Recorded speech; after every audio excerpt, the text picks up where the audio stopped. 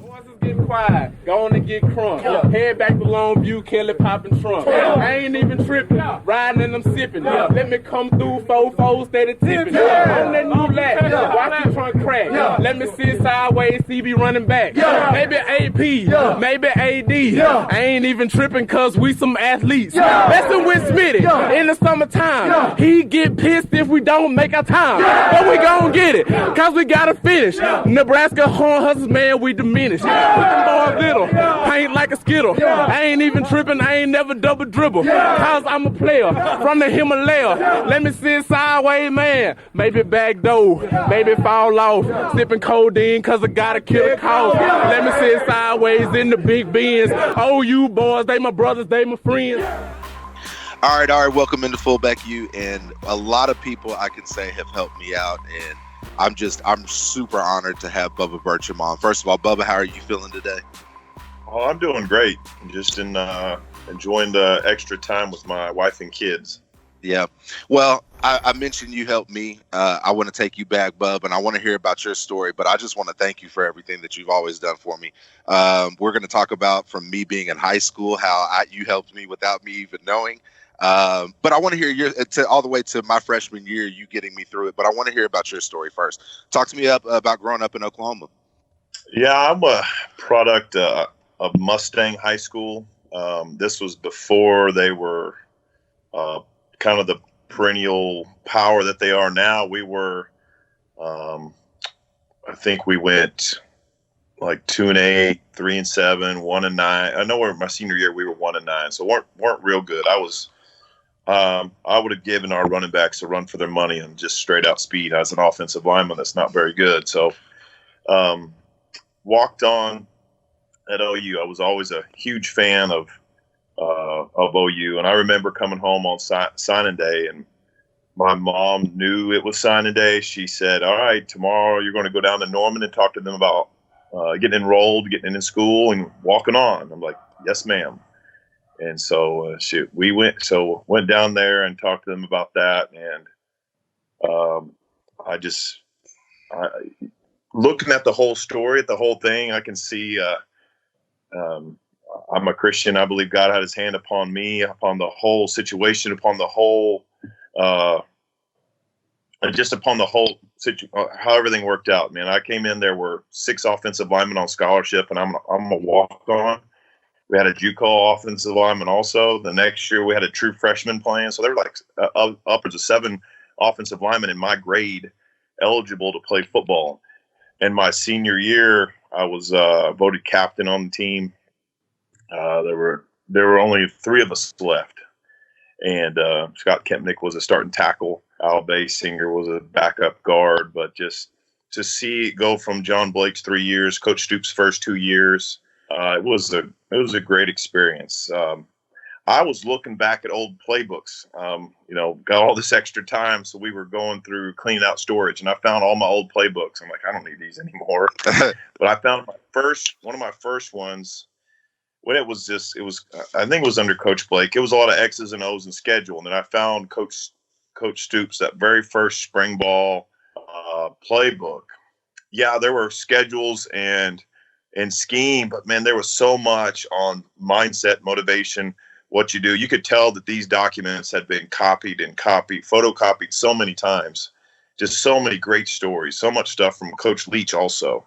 Both of those guys, so much focusing on the mindset and the mentality of playing the game. So it was a great experience to go from my very first time to walk in the building. I was the 4th string center to where my senior year as a captain on the team. Just, it was a dream.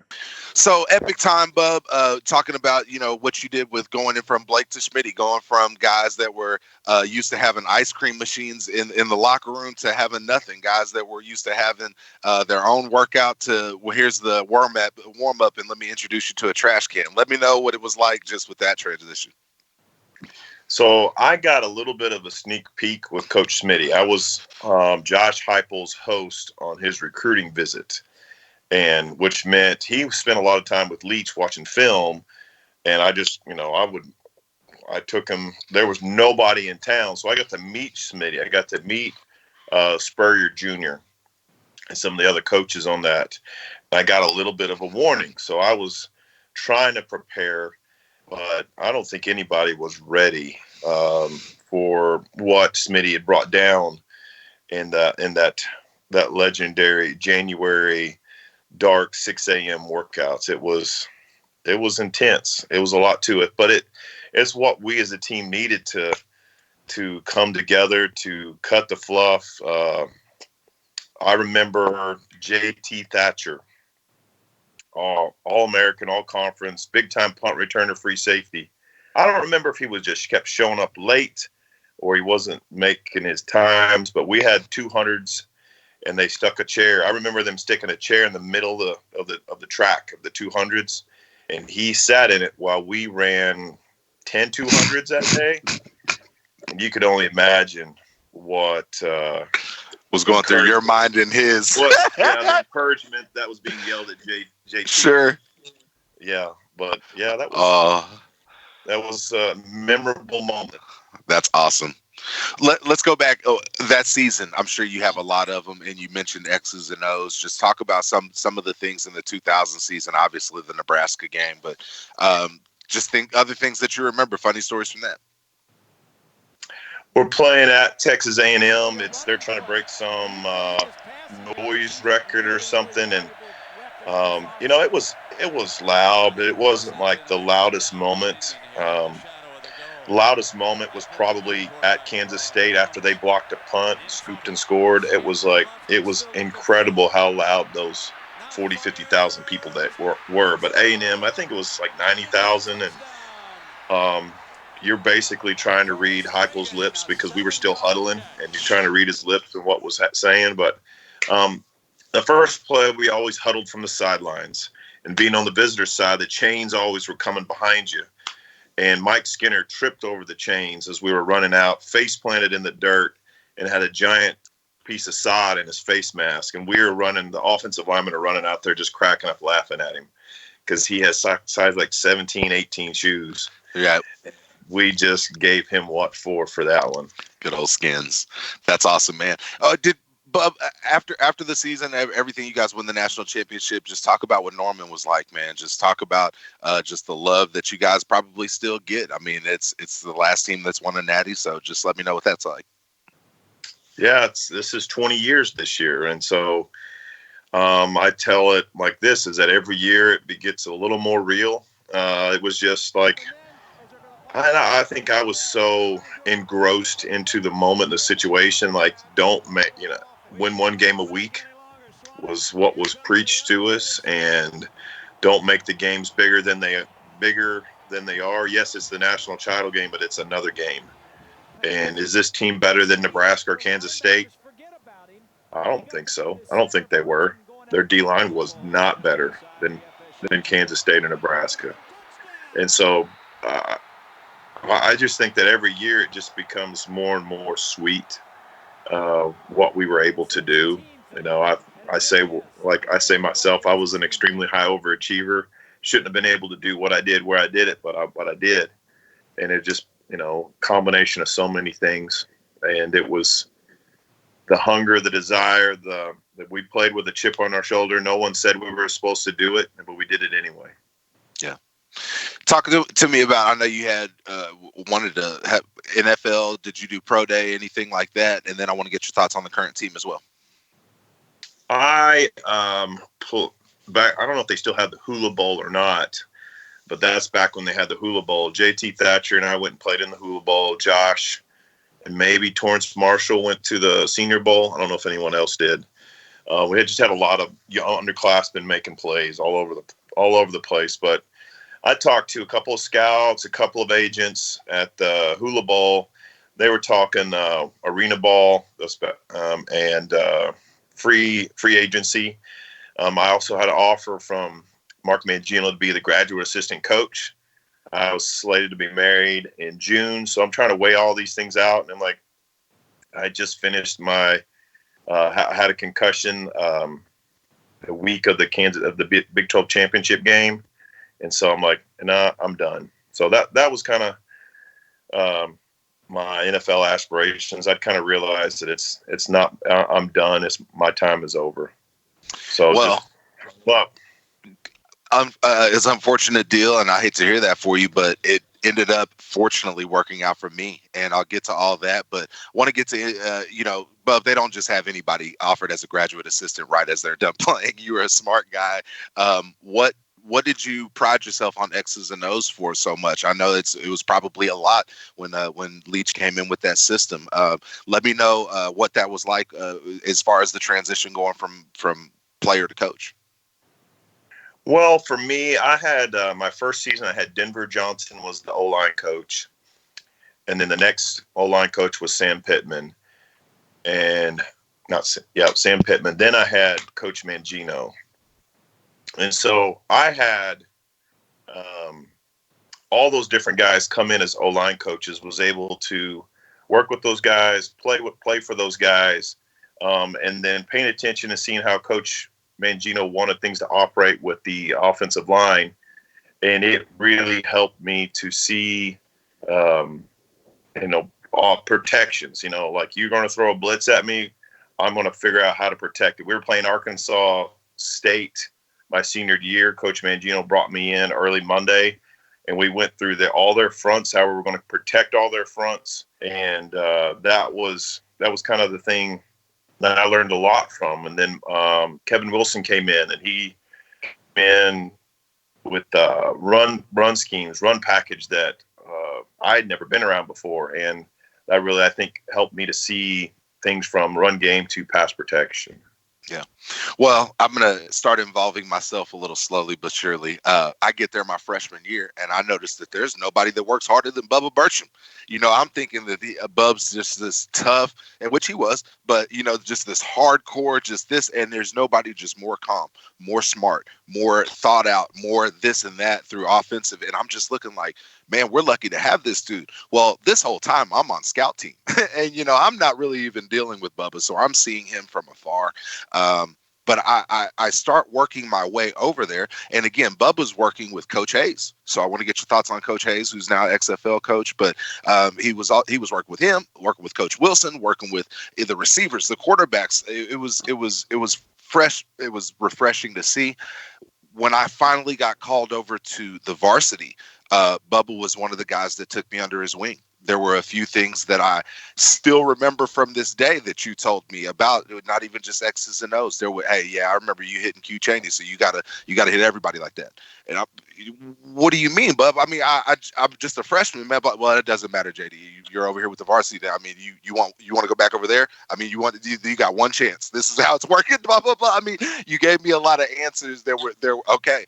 I remember you talking to me about finishing blocks, about how the difference of high school to college. JD, I'd work to Carl Albert, sure, no problem. That's not going to work at Kansas State. You've got to finish your block. You not finishing your block means negative play. Blah blah blah blah. We get a first down instead of a touchdown.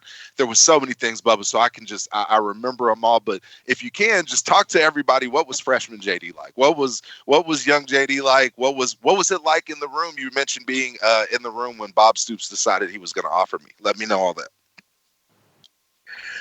I remember seeing film, Coach Gundy.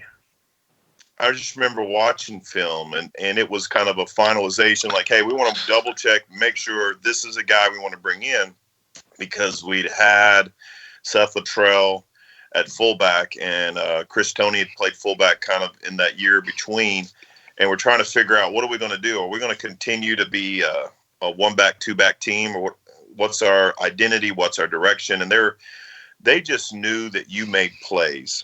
Coming down, I think it was a free safety. I remember you catching maybe a bubble route in trips, and just like you just make plays. Seeing an athlete be able to run around and hit people, and then I helped coach with Davin Joseph, Jamal Brown, Brad Davis, Kelvin Shashan, Wes Sims, Vince Carter.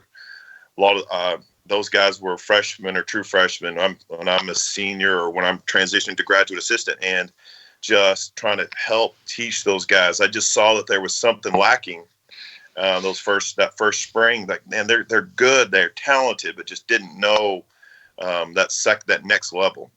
And it was the same thing for me. I said, for me, and it was, I'm 6'2", I weighed 280 pounds when I played, and I made up for lack of size or strength by heart or by being in a good position, and by just saying, like, I may not be the most talented, but I can outwork anybody in this room. It was a chip on my shoulder. It was a mentality how I did at everything, and then coming to coaching, breaking down film, trying to see where guys fit, and just trying to help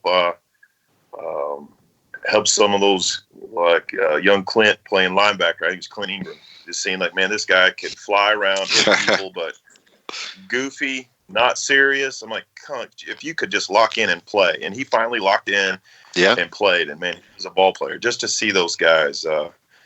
Defensive end from Lawton. Birdheim. Yes, Larry Birdheim. Big Bird. He was. I remember him as a freshman. Like, you're going to be a ball player. Just keep getting bigger, keep getting stronger. But just, I loved the transition of young high school guys coming in from high school, young athletes that, man, they have talent, they have ability, but they don't know how to work hard or they don't know how to practice yet. And I try to tell, when I was coaching high school football, I try to tell those guys, you think you have a clue. You are clueless of what it takes at the next level. And I had to, as a college coach, as a high school coach, I saw these guys, you have ability, but you don't know how to work hard yet. And just that I think that for me personally, what's helped to separate me as a walk-on was these guys are big, strong, fast, talented. They don't work hard, and we may have 10 sprints. I might be at the top of 7 of those sprints. You're going to notice those 7 sprints that I'm up there. That was number, if there's 10 sprints, I'm going to either win or be up there at the top of not the first 2, but not the last one. But I'm going to be up there in the middle of those other ones because I'm going to out hustle them. Yeah, the guys that have more talent, they're going to sprint at the end and they're going to win the last one. Big deal. I don't care. I care more about sprint number 3 through 9. And so that was my mentality. I'm like, I can't always beat them every time. I can't bench press as much as Wes Sims could bench press, even as probably a sophomore in high school. But by gosh, I could outwork some of these guys. So just trying to teach young athletes what it took, and just remembering those battles with Kansas State. My goodness, those in season and conference championship game, classic Bill Snyder football. Oof. Good old school Big 12 football.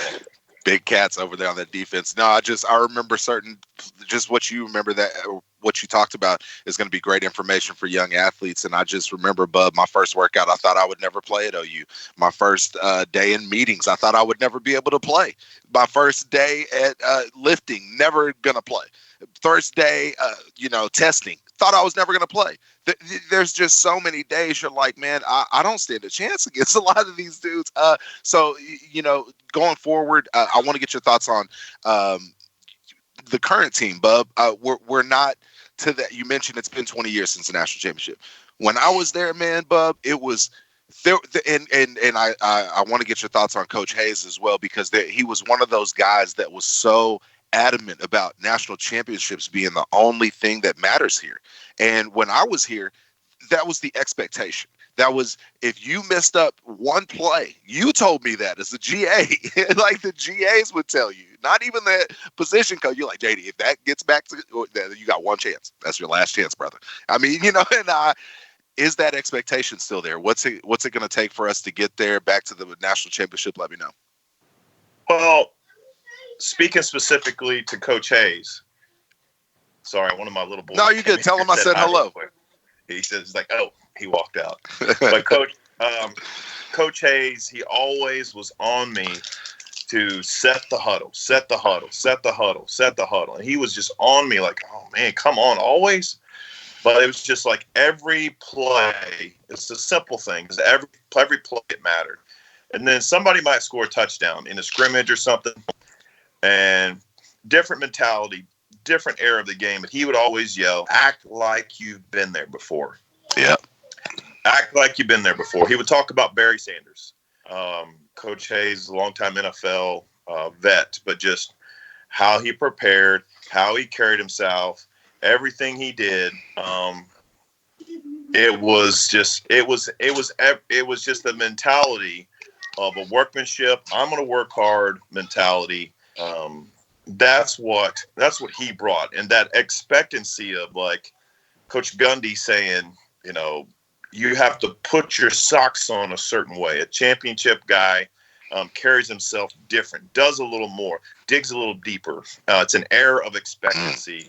When you're an Oklahoma Sooner, ERR, air of expectancy. There's an air about you when you walk on that field, when there's a swagger about you, when you put on that crimson and cream, that helmet, those shoes, those cleats, it's different. You are different than any other team in the country when you wear that Oklahoma Sooners. And that's what the staff, Coach Stoops, brought in. The mentality, it was like, it reminded us of who we were. And that's where every game you expect to win, every championship game you expect to win, every moment you expect to be the best. Expecting to be the best is part of it. But then the execution, I put in the work that is necessary, that I'm not going to back down from anybody. I don't care who you are. You punch me in the mouth, I'm going to hit you. I'm going to punch you in the mouth even harder, and you're going to remember it's not literal, but figuratively, the idea, the mentality of it. That was who we were. That was Torrance Marshall, Ante Jones were the trash talkers for the defense, and they set the tone every single game. At coin toss, especially with Torrance, he's like, "Yeah, you better get your work boots on because we're coming at you every play. And when you're done, if you beat us, you're going to have earned it." That's real. And so that was our mentality.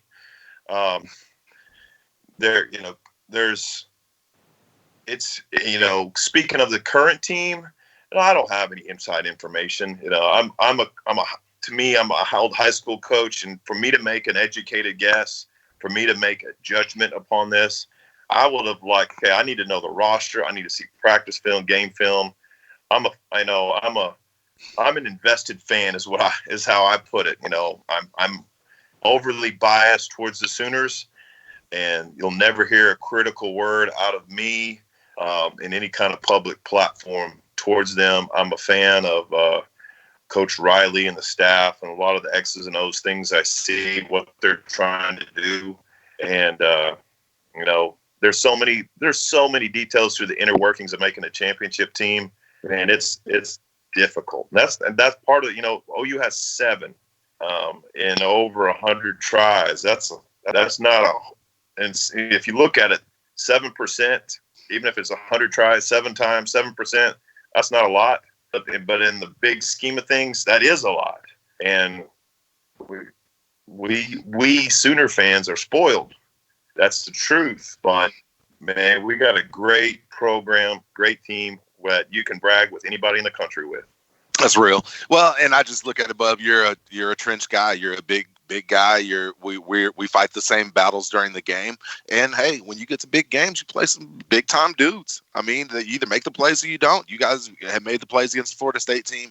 We didn't make the plays, unfortunately, against an LSU or USC team.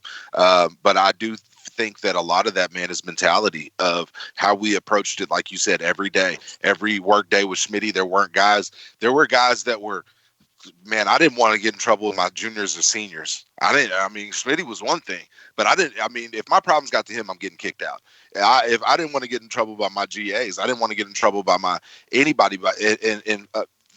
I think we need to go back to having those types of, and again, I think we're close, but I think just some of the discipline, Bub, and you can comment on it. And I want to hear your thoughts of what you take from your playing days into your coaching days. I know you were head coach at Coweta for a while. Just talk to me about all that. Yeah, it was that same mentality of we're not going to be the most talented team in the state. We're not going to be Carl Albert, Ardmore, East Central. This is speaking back in the mid to early 2000s. The Booker T, the Guthrie. We're not going to, athlete-wise, we're not going to be those kind of teams. But up front, we're going to come off the ball, and we're going to hit you we're going to be physical, and that's a mentality.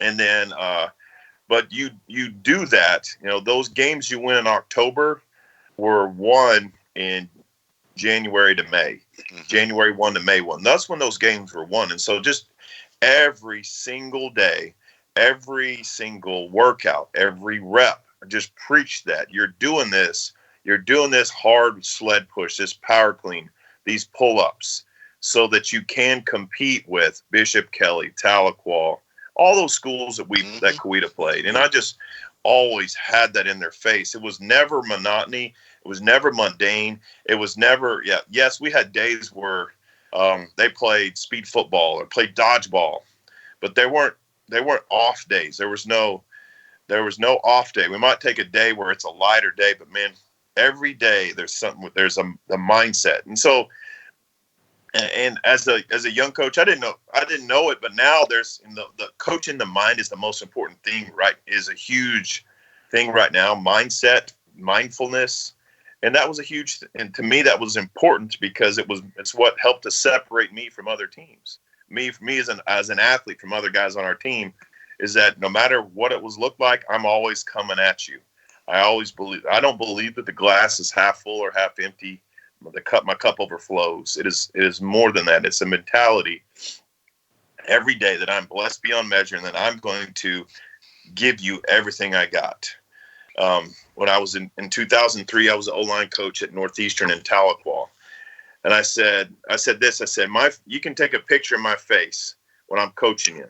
You won't know if I'm giving you praise or chewing your butt, but only thing you're going to know is that I'm going to be giving you all I have. And that's what I expect out of you. And it was just things that I learned from Smitty is hard work beats talent when talent doesn't work hard. Real. It was those things that I learned as a player, that I learned as a young coach, when I saw how Coach Stoops carried himself and how he prepared, how Coach Hayes carried himself. Just those guys really impacted me as a young coach. And still, even to this day, I'm 42. I volunteer coach with Coweta football and Coweta wrestling because my kids are there, part of it. I'm volunteering, helping with Little League baseball. Baseball, baby. Just teaching kids how the sports are fun, teaching them how to compete, teaching them how to work, how to practice. And I think that was so many kids don't know how to practice. They're extremely talented, but they don't know how to practice and they don't know how to prepare to win. And this is in general, just practice habits were huge. And I think that's what has given my kids an advantage. Yeah, they have some ability, but my gosh, they have me and my wife on them about practice habits all the time. How you do anything is how you do everything. I love it. Well, I'm going to get you out of tough guy mode and I'm sure you're pretty tough on them, but tell me about your beautiful family, please. I'm married to Miranda. She was a walk-on basketball player under Sherry Cole's first 3 years. And then we married, and we have 5 kids, 3 biological, 2 adopted. We fostered 14 different kids, and we adopted twins. So not at once 14, but just over the years. And there's 7. Twins are 7. You're in first grade. I have a 6th grader. He plays Legos. He reads books, and he's just he's a blast. My daughter is a 9th grader, and she runs cross country, track, and plays basketball. Her first love is basketball. Now it's running cross country, and she's pretty good at it. She all stated. So I love just seeing the toughness and grit that she showed. My oldest is a football wrestler. As a junior, he was a backup safety. He played Monday. He's a Monday night warrior, and he loved every second of it. Going playing JV football, but his thing's wrestling. He really enjoys that. He's qualified for state 3 times. Hasn't placed yet at state, but just really competed at a high level this year. I've seen a lot of progress in him physically and mentally. He's really learning how to push himself physically, lifting weights and asking me lots of questions on strength training. And when that combine was around, man, he had a lot of questions. I was like, yeah, that's pretty good. That's pretty good. Trying to help him understand numbers, telling him stories of Mark Clayton running the 5-10-5 shuttle. Was a freak. Yeah, you mentioned it, Bub, just knowing some combine training and things like that. And I want to give you a compliment. You're one of the first people to comment. I posted a video of Marcus Major. You don't even see anything about the kid. You just say, holy crap, who's the kid in the red shorts? You know elite talent when you see it. He was a specimen, by the way. I'm sure you can talk about what you saw. But I want to, just tell them about what you saw. I just saw how he changed directions. I saw his pad level in those turns, and then just kind of he knew he had some work ethic in him. He was gone, but it was more what I saw was that his ability to accelerate out of the turn that really jumped off the page compared to the other guys. Yeah, man, he just has elite explosion. Want to get your final thoughts, Bub? Least favorite Schmitty workout, and then guys that you still talk to from the team. Oh man, least favorite. There was one day we came to workouts because the O-line worked out from 6 a.m. to 8 a.m. Monday through Thursday in the summer. At the time, I hated it, but now I understand why. Get us in there, get the big guys in and out, get them out of the heat. There was one day where we ran 80 yards, 8 trips, and we did 2 of them. So 640 yards shuttle, 2 of them. And then afterwards, we went in and did some stupid or other workout. I don't know what he had us do, but it was just atrocious. That was a year before 2000, and we're shuttles all the time. But it was just that very first one was just horrible. We did it all summer, and every time it got better. We did it all, but that was just by far my least favorite one. What was the other question? Guys you still talk to? On social media, still interacting with Jason Bronson a lot. He was a student. We came in together as all linemen. He quit playing because of concussions, and he was a student assistant our last couple of years, and just enjoyed being around him. Scott Kempnick. Our kids have kind of grown up around each other. He was a principal here a long time here in Coweta. Nice. And it's been just more through social media stuff, man. It surprised me how much. Been hanging out with those guys, just on social media with those guys. Rocky Bright came to my house. We watched a game a couple of years ago. Just really enjoyed just swapping those stories with him. Yeah, and our Facebook group. I'm sure it's been great for you. Yeah, man, big time. I missed the early days of that Facebook group. Just rolling with the stories, man. Some of those stories were just so good. We're going to bring them out someday. I'll have to bring them out of the archive. We'll have to just sit Bob down and let him know. Hey, no hard feelings. No hard feelings with Schmitty. We love you guys, and here it is. So I think it'll be a good, real retirement gift. Like when he goes, and just says, "I'm done with football." We break all those stories out one day. It's just roll with them from like you said, right when the room first started. I mean, it was just classic because guys were still fresh out of the game, and just the classic details of the work was second to none. To none. I remember we were doing curls, and for some reason I was working out at the same time that Jarrell Jackson was in there. JJ was in there, and Coach Ed would give him such a hard time because every time we're doing curls, that bar got more and more naked. He said, "Why is that bar naked?" And because there was no weights on the bar. I'm like, "You're only curling on a 45-pound bar." And he caught so much crap and trash. It was awesome. I loved it. That is awesome. Him. That was so much fun. Just laughing at him. Yeah.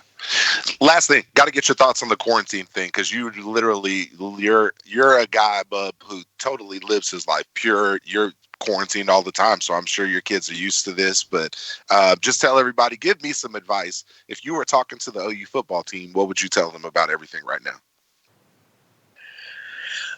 Pay attention to what you hear. Be smart.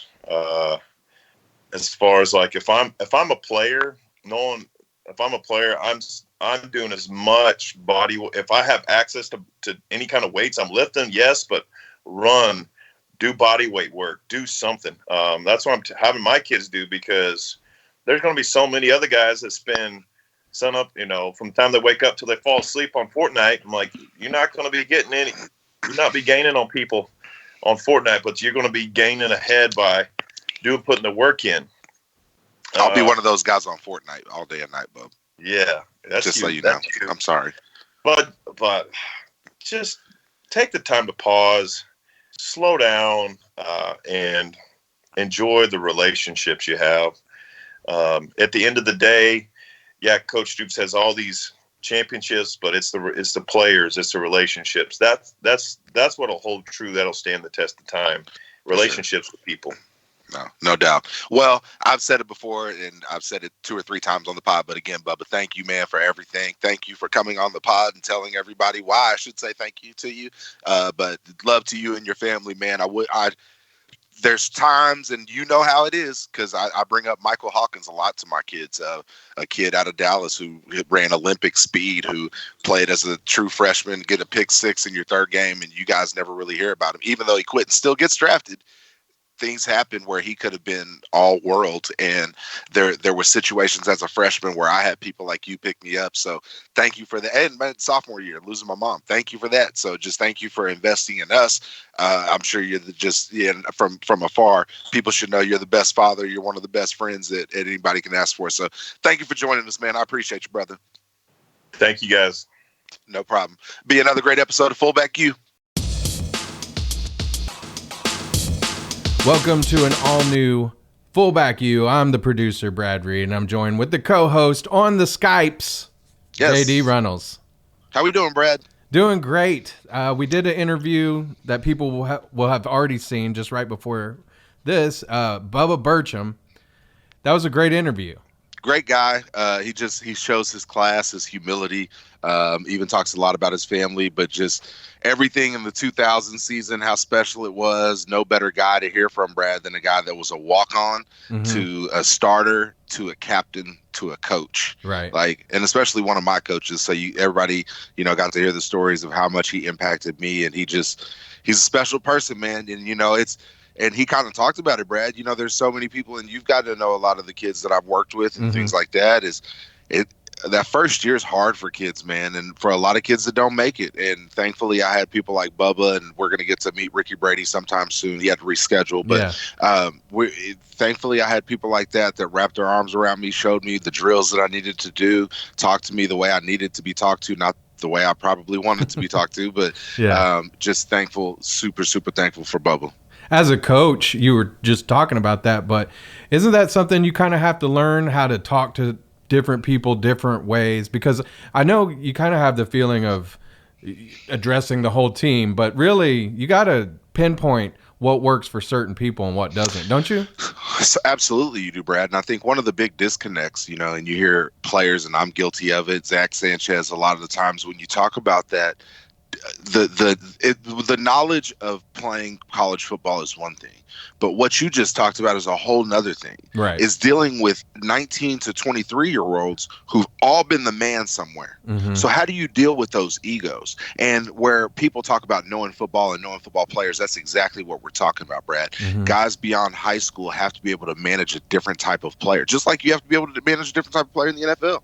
You may have to manage a guy that's making more money than you as a head coach. I mean, you may have to at certain times. All right, well, what he says goes. Yeah. I mean, you may have to do that. You know. I mean, if Tom Brady says something in Tampa, I'm sure that's what's going to happen. Yeah. Well, I mean, and even as I coached kids, but I learned real quick that some of them you could get after, and they would respond to that. Yep. And some of them that you might be like, well, you know what? If you don't want to run today, quit. And they'd be like, all right. Yeah. And then you'd be like, oh, no. Maybe don't quit, but I need you to run them laps, Exactly. And, where college is such a difference, Brad, is it's such a bottom line business and cutting people. Right. It's gone. People are gone. And that's what Bubba talks about all the time is there's a different, you mess up twice, you're gone. I mean, it's that way. It's not what people think it is. Posting offers and everything is great, but it's real deal. Well, another thing that I was thinking about during his interview that I wanted to ask you about is playing in the national championships. is a rare occurrence, I feel like. I mean, and I can see where some people might think we get to, the success might come for granted. But I feel like it is a little bit more of a rare experience than people realize. Did you grow up thinking, I'm going to do that? I'm going to go to OU. I'm going to play in the national championship someday. I tell my kids, obviously teaching 7th and 8th grade, I tell them a lot that when I was their age, I realized that I wanted to be a professional athlete. Mm-hmm. I knew that I was not going to be able to be a rocket scientist, Brad. I knew I wasn't. There were certain things. I saw athletics as my way to make millions. Simple as that. I didn't necessarily make millions in it, but I made a good amount of money. I was pretty elite at what I did. And Brad, people bring up the national championship game a lot. Mm-hmm. What people don't realize, Brad, a lot of this has to do with the teams that I've been on. Don't get me wrong, but I was thinking about this today. Brad, you're talking to a guy who never lost a playoff game in high school, but also played on the championship in every level past high school. College, 2 national championships. I was on a Bears team that made it to the Super Bowl. Even our freaking UFL team made it to the championship. Now, granted, we lost 4 of those games, Brad, but all 4 of those. But, I mean, you got to think of it.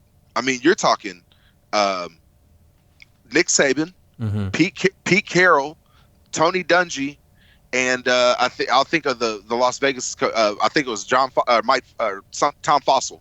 Was I think Teddy Lehman. Great football coaches. Great football teams that we lost to. We were the top 2 in every league mm-hmm. that we played in. I mean, that's just where it is. It happens. It's still rare what you did, because think about all the other college football players those years didn't make it to that game. Real. So, I mean, I know the expectation is to win, but I'm just kind of curious, if that was something that growing up, could you envision that? Since the 85 Bears, Chicago hasn't seen a ring this close. Yeah. I mean, I'm not proud of us. I'm proud of our team making it to the Super Bowl. We mm-hmm. lost to Peyton Manning, Tony Dungy, Marvin Harrison, some pretty good players. I mean, those things happen.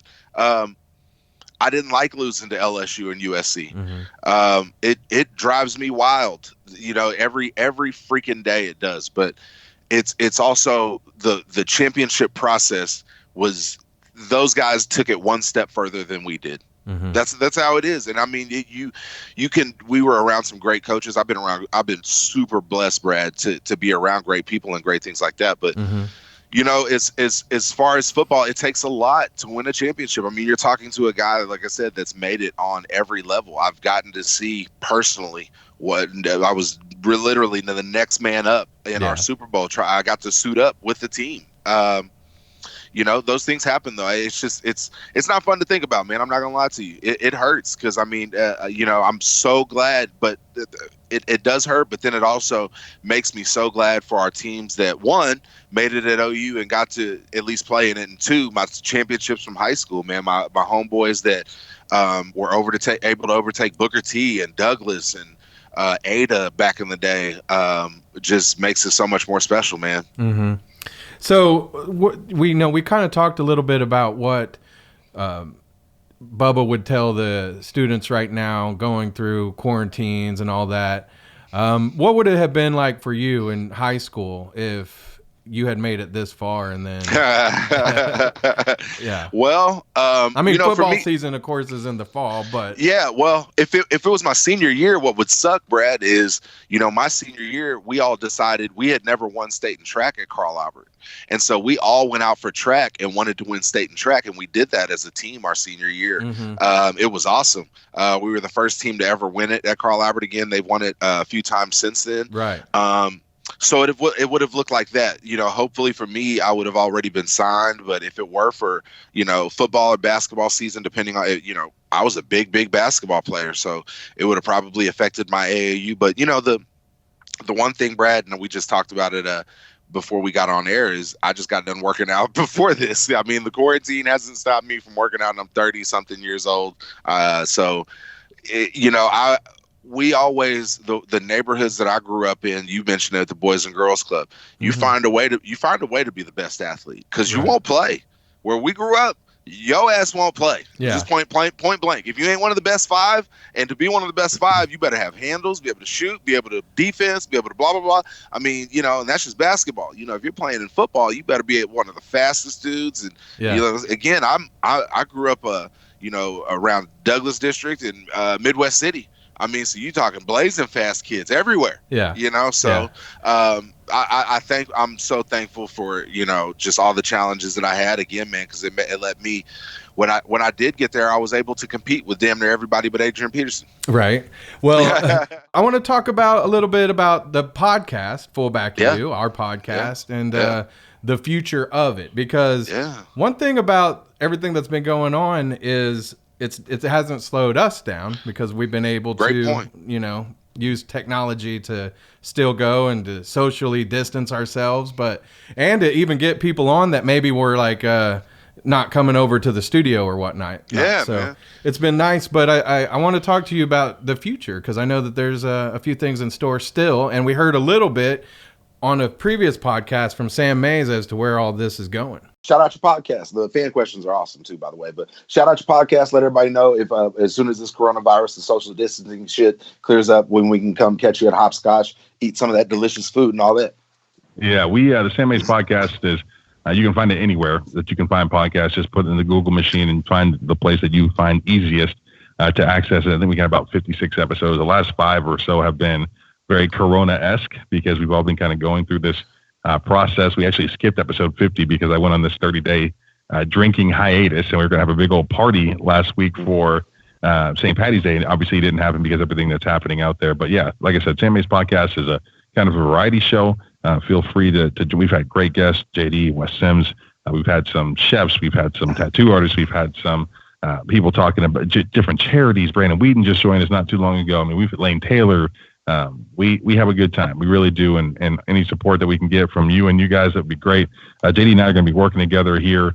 Hopefully about, as soon as we get done with this Corona stuff, we're going to try to collab quite a bit. Maybe combine our podcasts and two under one umbrella, which would be a lot of fun.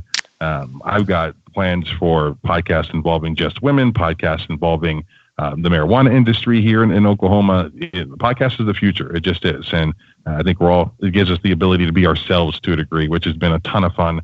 And I love every second of it. Well, I think just graphics wise, man, you're the man, super producer. I call it like that.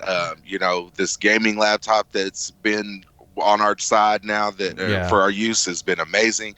Just everything looks great. Brad, what we've created has been an online OU football diary. Yeah. We've created diaries for people, and it's commentary and analyzing, and it's opinions from OU players. But what we do is, and what we're trying to do is bring fans closer to players, as close as we can. We want them to get on YouTube, be able to watch our shows like it's TV. And I think a lot of them do that, and they enjoy it. They know that we come from the heart. They know that we come real. So what's next? Well, Brad, I mean, I like meeting in my studio. It's cool and all, but I kind of feel bad, that we can't have any fans in here. So what better than for us to do, I think, than team up with Sam, go to some restaurants like he already does. Brad, we don't have time to do certain things. I'm a teacher. You are in one of the most vital, essential businesses in Oklahoma. It hasn't slowed down, that's for sure. People stress smoking. Anyway,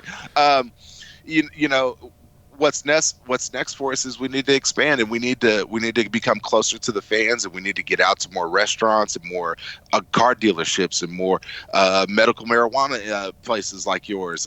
We need to get out and take we need our players to get to meet fans to really bring everything together and to show everybody how great this football program is, how great the stories are in person. And you'll be able to attest to this, Brad, when we did that podcast at Ryan Broyles Bar at the Porch, and the one time we had that was one of the one times that we were in Norman on Campus Corner, and everybody was zoned in. Everybody was listening to every word that was there. It was 2 hours long. We're in the sun, but nobody wants to miss a word. Why? Because those are Sooner legends. They're right there in their element. They're having a great time. That's what we're going to keep bringing people, man. Nothing's going to change about the podcast. COVID-19 can't stop us, fam. We might have found a cure. You know what I'm saying? Yeah. Yeah. Well, I'm definitely two things. I'm glad that we get to keep this going, and I do believe being able to reach people like we are during this quarantine can help people maybe raise their spirits or whatever, entertain them, take their mind off of things. I think that does help. And then second, I'm very proud of the fact that I get to help document the history that you know, and this is directly from the athletes. Like you can't get a better history than that. Right. Well, and Brad, you know, media and like Sam said, podcasting's the future, and because it's directly the athlete, and we give fans two camera angles to see. We give up current people that are in the news, that are in the now, in the know, that whole deal. Coaches from everywhere, college, high school, whatever.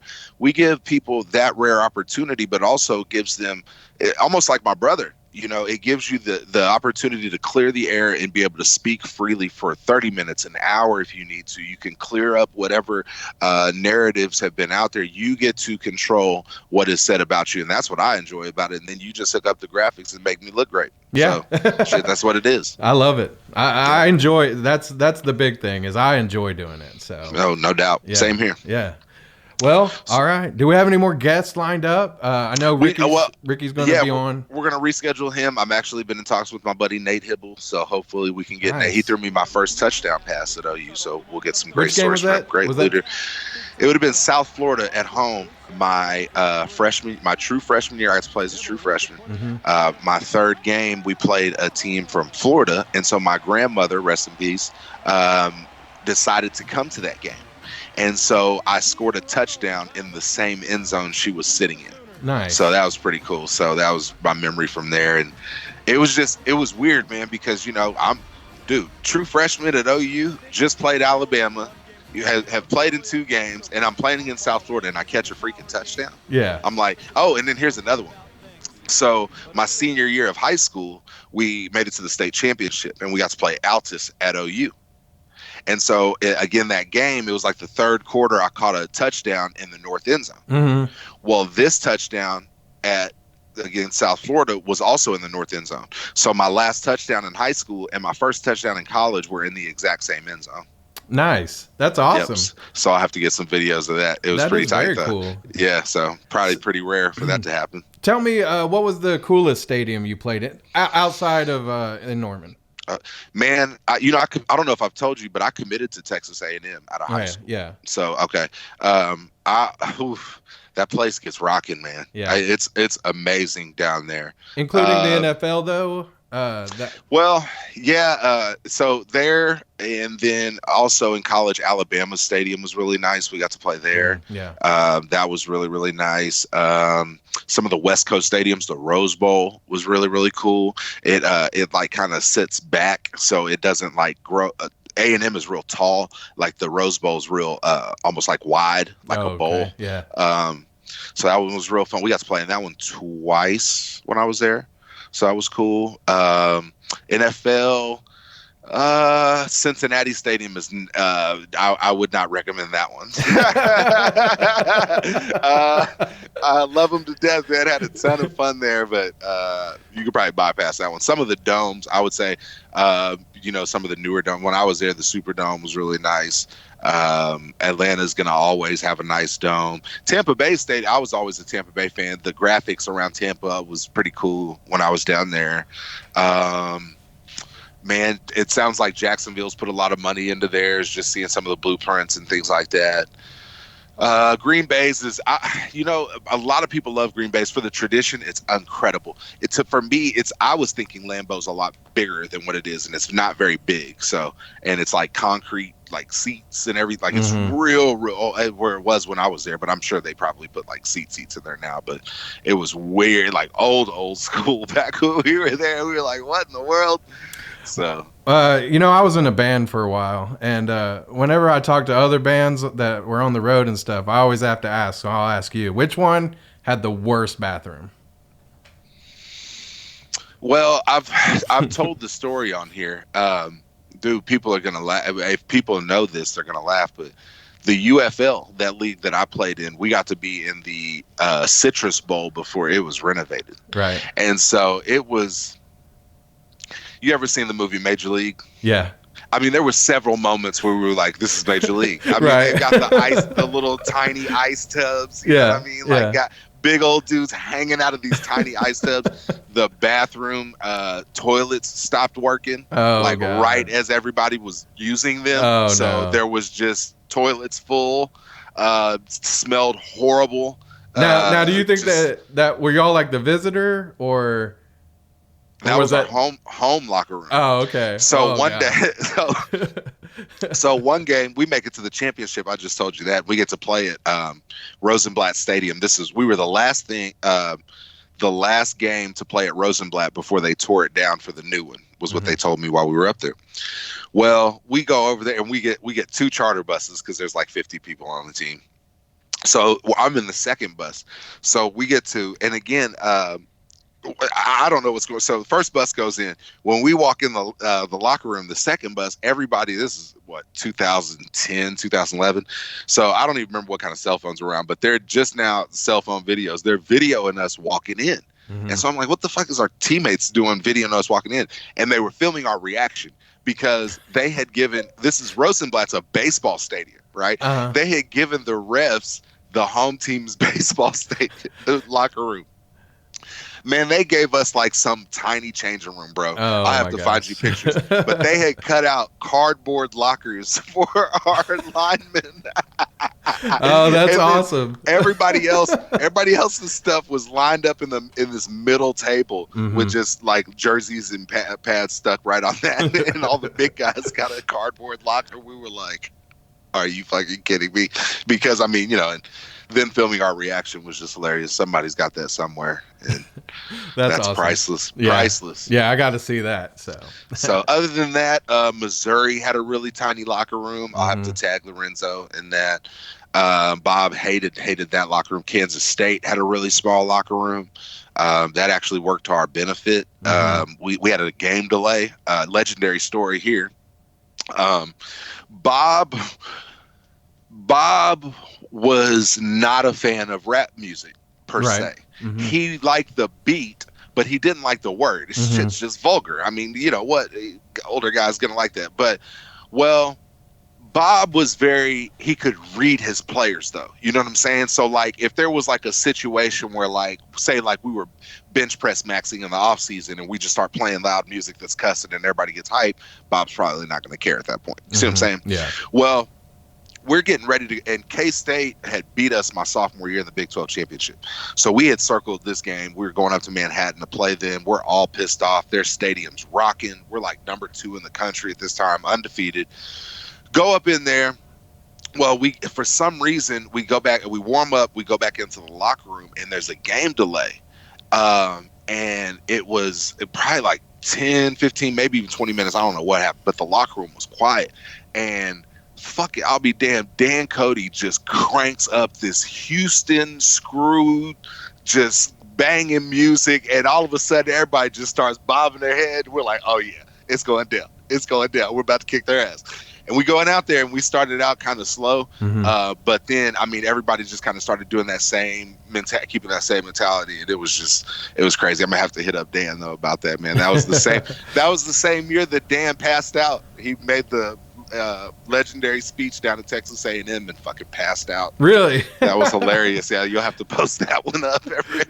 Is there video of this? Oh yeah, absolutely. Oh my gosh, It'll be a great talk. So people really enjoy those memories. But that's a great speech if you pass out. Oh, dude, it was amazing. I don't remember what all he said. Absolutely, because we came back and won. But he said so much and just kept talking and kept talking and kept talking and kept talking and kept talking and kept talking and kept talking and kept talking. And finally, he was just like, "Wow!" and just fell back over. That's good stuff. So right there. That was awesome. Awesome times. Stuff. You know, one of the I think best stories that I heard on this podcast, Trent Smith, I believe it was, when he was talking about his speech that he gave, I think as Bob was about to take over. And I was like, man, that would make a great movie. Yeah, no doubt. There's a lot of stuff. I mean, we're going to hopefully somebody sees this, man, and wants to just make a movie with us. You know what I'm That'd be saying? Because great. we already got the producer. Yeah. You know what I'm saying? Yeah. We got the Fullback lead You, actor. the movie. You know, I could be Denzel if I need to. Okay, Brad, if I need to be who Denzel, I can be. You be my training day partner. Yeah. Okay. Yeah. Yeah. Yeah. Yeah. I don't get wet, but I do other stuff. So. My brother. Yeah. My brother. Yeah. My man. Yeah. All Yes, right. sir. Yeah. Right on. Yep.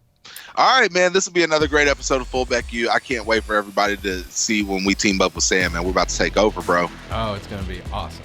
Gonna take over, and it'll be because of the fans. That'll be why. Yeah. Yep. Absolutely. All right, bro.